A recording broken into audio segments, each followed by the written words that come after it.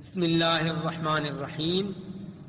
رسول اکرم صلی اللہ تعالی علیہ وسلم نے ارشاد فرمایا، میں تمہیں جس کام سے منع کروں اس سے رک جاؤ، اور جس کام کا حکم دوں اسے اپنی طاقت کے مطابق کرو۔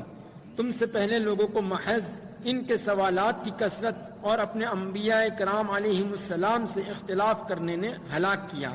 بحوالہ مسلم شریف۔ بسم اللہ الرحمن الرحیم۔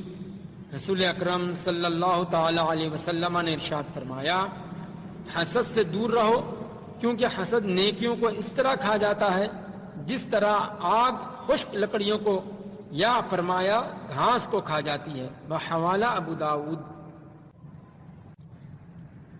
بسم اللہ الرحمن الرحیم۔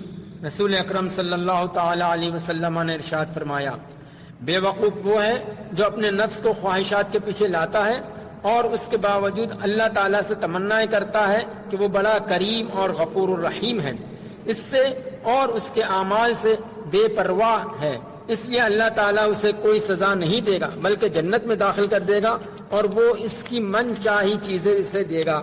بحوالہ احیاء العلوم۔ بسم اللہ الرحمن الرحیم۔